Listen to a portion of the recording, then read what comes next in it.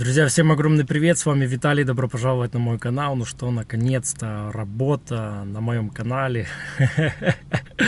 Как все давно писали и просили, буду пробовать сегодня работать в доставке еды. Вчера я уже попробовал так на пробу первый раз доставка DoorDash, вообще понять, что это такое, разобраться с приложением, с этими всеми уведомлениями на английском языке. Уже примерно разобрался, что и как работает, вот, но проблема, самое главное, заключается в том, что ты не можешь сейчас, пока ты не являешься топ-дашером, у тебя закрытые районы, у тебя закрыто время для работы, так полноценно. Вот я, например, хочу сейчас выйти и полноценно поработать там 8 часов. Пока я не топ-дашер, у меня не получается, потому что нужно делать график, нужно выбирать дни или часы, выбирать районы, потому что водителей много, DoorDash, получается, распределяет. А когда ты топ-дашер, это когда ты активно работаешь много и в месяц там соблюдаешь условия, там делаешь минимум 100 доставок и другие делаешь условия, тогда для тебя открыты все районы, все время ты можешь выезжать и работать когда хочешь, из того, что я понимаю вот на данный момент. Я бы хотел попробовать, например, другие районы, другие пригороды, которые мне нравятся, где, я думаю, было бы лучше, где лучше дороги, по моему мнению, потому что здесь вообще катастрофа, ребята. Я вчера поездил по Сакраменто, по даунтауну, по районам там, куда меня отправляло, это просто жесть. Есть места, где нет дорог, есть такие, короче, есть много чего рассказать и показать, много мыслей. Не переключайтесь. Дальше, как появятся у меня какие-то заказы, выезжаем, работаем, в процессе что-то снимаю, комментирую. Поддержите видео лайком, мы начинаем. Прикупил, короче, себе несколько корзинок, вот, чтобы ставить еду, так на всякий случай разные взял, может, напитки. Нужно будет сюда ставить сюда или сюда, если большие стаканы. Короче, с горем пополам записался я сейчас в один район по графику. Я сейчас туда еду. Значит, когда первый раз регистрируешься, по идее тебе должны дать топ-дашера, чтобы ты мог работать везде, в любое время, в любых районах. Я зарегистрировался в конце прошлого месяца, но ни разу не работал. Сейчас только пытаюсь работать, и походу я уже все. Месяц тут закончился, хотя я перед самым Новым годом в конце месяца зарегистрировался, и все. Теперь, получается, я должен по вот этим графикам. Вот я стартую. По идее, я уже сейчас еду на пути к моему району, и уже сейчас появилась эта зона розовым. По пути уже может появиться заказ какой-то. Еще вот у меня есть приложение Stride называется, где считают мои мили и время моей работы, в подтверждение того, что я действительно работал в доставке. Там есть карта, все прописано, где я буду ездить сегодня, где я стартанул, где я закончил. Это потом, чтобы можно было списывать на налоги вот это топливо. Вот мой район, здесь большой, и в нем есть несколько островков, видите, розовых, где потенциально можно принять работу. Вот огонек, здесь точка, вот. Можно нажать и показывает, сколько, 2,3 мили до этого огонька, до этого 2 мили, а я сейчас стою тоже в небольшом островке, здесь вот рядом, в этой зоне. Если сейчас появится какой-то заказ здесь, допустим, или где-то рядом, то мне здесь запиликает. Осталась 1 минута до освежения, написано Hotspots View Refresh. Сейчас посмотрим, обновятся ли красные зоны. Да, обновились, смотрите. Все, там, где я уже стою, здесь не актуально, нужно куда-то переезжать. Приехал в следующую зону, здесь вот кафешки разные. Сейчас буду снова смотреть, стоять. Вот такая работа, как обновиться, сейчас посмотрим, может снова здесь исчезнет, нужно будет куда-то переезжать. Вот как-то так, еще ни копейки не заработал, уже столько прокатал. Типа я в красной зоне, в большой достаточно. Я уже на линии минут 20 как минимум. Пока еще не прилетело ни одного заказа. Знатоки DoorDash, кто ездит, кто знает, может нужно кататься медленно по этому району. Работа не бей лежачего. Можно вот так вот спиночку откинул, прилег, спинку расслабил. Класс. Ждешь заказа, когда придет, там все запиликает. Супер. Говорят, что как делают еще? Берут второй аккаунт, например, аккаунт жены, 2 телефона вешают и ловят заказы. Типа больше вероятность того, что прилетит на какой-то аккаунт заказ.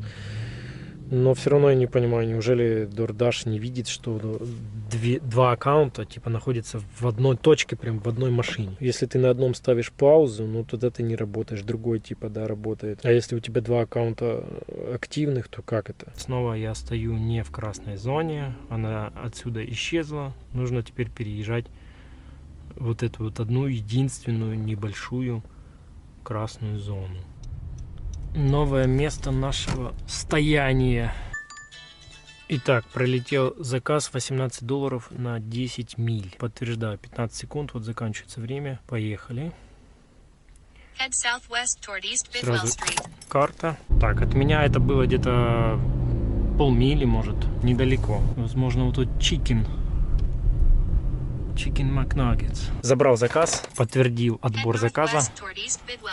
Дорога, и мы погнали. Заказы в основном такие небольшие пакеты. Реально небольшие, хорошо запакованные. Тут это очень все хорошо у них работает. Вот я приехал, меня уже ждал этот заказ, стоял. Пошел контент, пошел контент. Не туда повернул, ребята, не туда повернул.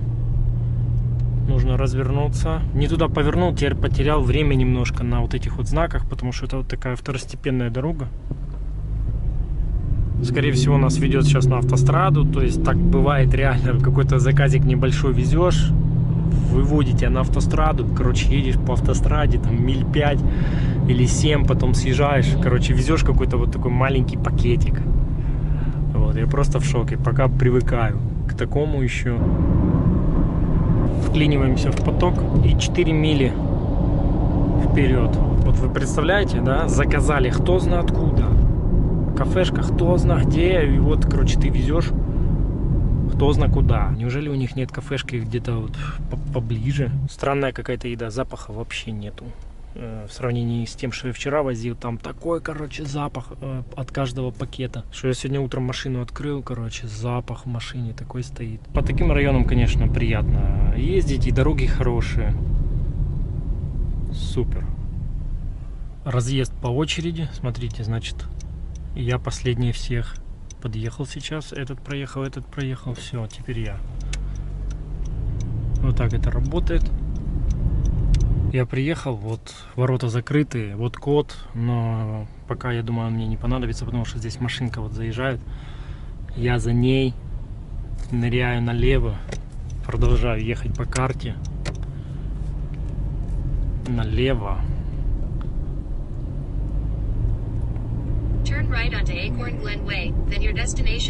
Теперь здесь, да, направо. Дублирую улицу на столбе обязательно, чтобы не было ошибок. И вот уже мне сразу показывает номер. Паркую здесь справа, где не запрещено. Теперь мне показано: оставь возле моей двери. Ставлю у двери, да. Теперь нажимаю Complete. Делаю фото.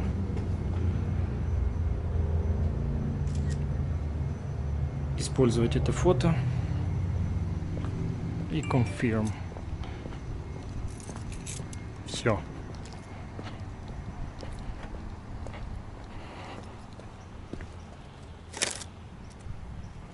Значит, вот капнуло мне $18, но мне, по всей видимости, нужно теперь вернуться в зону. В принципе, здесь недалеко. Хорошие домки здесь, да, ребята? Выезжаем с этого двора и возвращаюсь туда в зону. Классно, что везде открываются ворота на выезд всегда автоматически. На въезд, то есть нужен пульт или код. На выезд, если ты уже сюда попал, то тебя выпустит. Поворачивать на красный можно, если никто не мешает. Но в данном случае мешают. Те поворачивают. Потом нужно смотреть, чтобы те не ехали. И нужно еще смотреть, чтобы потом те не разворачивались. Короче, на красный очень опасно поворачивать. Вот этот будет разворачиваться, да? Да. Те стоят. Все, можно ехать на красный.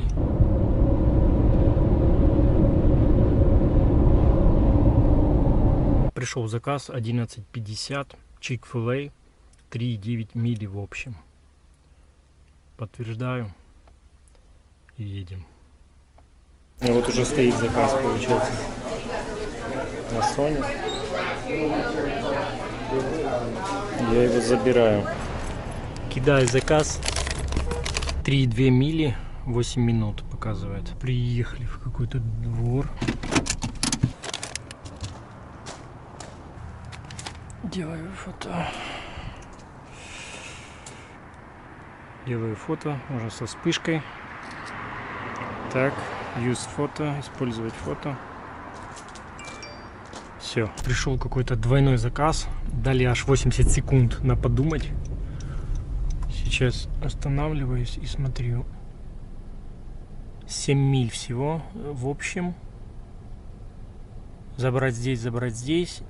И потом 2 адреса по пути отвезти. Далеко, конечно. Хаббит, бургер и Хандос. Ну окей. $17. Может быть больше. 2 минуты до первого ресторана.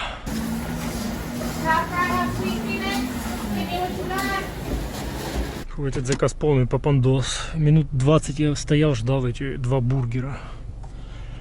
То есть думал сейчас быстренько. Получается, я все это время простоял сейчас в очереди. Огромное количество людей. Все занято, много доставщиков, короче. Теперь летим за вторым заказом. Второй заказ у нас где? Не понял.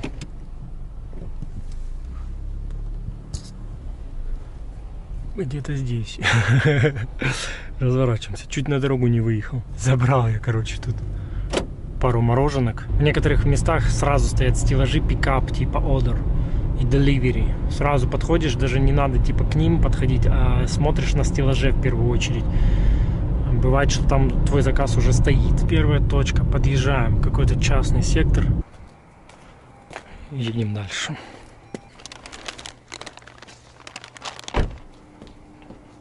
Делаем фото.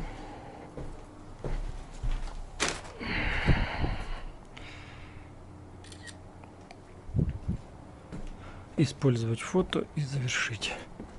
Подтвердить. Все, есть. 9,75 за это дали. На данный момент 47,50 у меня. Нужно возвращаться в рабочую зону, а она очень далеко. Обалдеть. Уехал кто знает куда. Ну что, приехал я снова на точку. Стою в середине красной зоны. Пришел заказ 8 миль за 8,75. Наверное, это очень мало. И очень далеко. И мало денег. Наверное, я вот это пропущу. Желательно, чтобы было $2 за милю хотя бы. Ребят, вам даже не передать, какой запах на улице стоит жареной картошки, жареного масла. Фастфуд на фастфуде. На самом деле, сегодня еще более-менее заведение. Вчера я ездил реально по таким заведениям. Я просто в шоке, как люди могут так вести бизнес. Полная антисанитария, ужасные какие-то помещения, просто какие-то сарайчики. Все грязно, криво, косо, вот так вот все. Я вообще не знаю, как люди не брезгуют кушать в таких заведениях. Еще заказывают, и это ты везешь, кто знает куда, за это платят. Но я бы такое не ел, если бы я видел, или бы я зашел в такое помещение, я бы там никогда бы не захотел есть. Ну просто я уже отвык от такого. Это как будто какие-то 2000-е года, какие-то типа как ларьки или что-то такое, где что-то там жарят, какую-то мексиканскую еду. Есть и такое. Прилетел заказ $8, 2,8 мили. Думаю, это нормально. Бриллиантик, кстати, это типа высокооплачиваемая доставка. Где-то здесь рядом. Везу одну небольшую пиццу, одну и один соус. Проезжаешь мало, $8 получаешь. А перед этим мне хотели заплатить $8 за 8 с чем-то миль. Вы представляете, это тот, который я не взял. Фото сделали. Смотрите, возле какой машинки запарковался. Я еще такой не видел. Прикольно, вот это морда,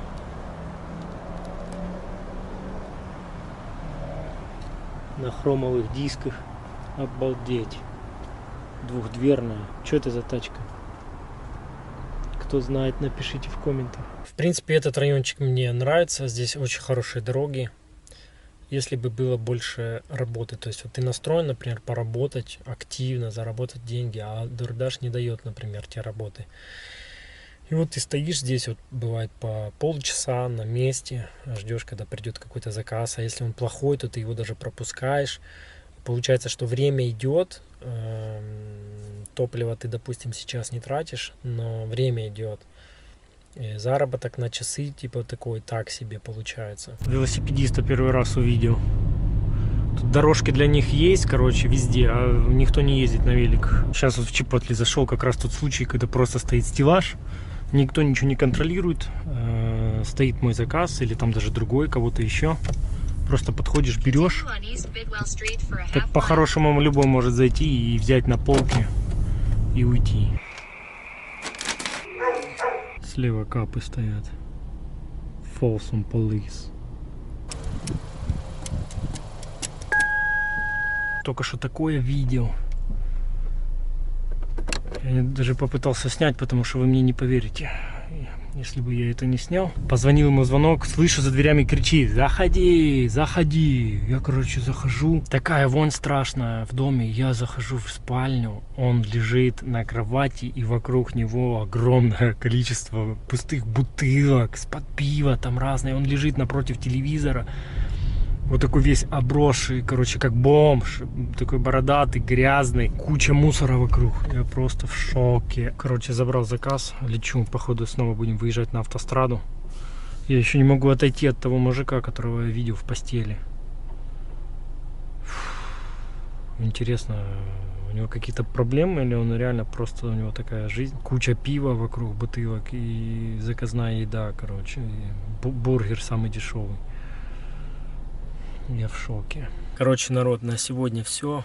Заработал где-то $89 за кучу часов, куча времени простоя. В принципе, район-то мне понравился, дороги хорошие, но большеватые расстояния и редко приходят заказы. Думаю, что попробую еще, конечно, другие районы. Вчера я работал в других районах, вчера было 108. Не густо, я с вами спорить не буду. Это очень мало за такое количество часов, за такой пробег. Пишите свое мнение в комментах. С вами был Виталий. Подписывайтесь на мой канал. До новых встреч. Пока.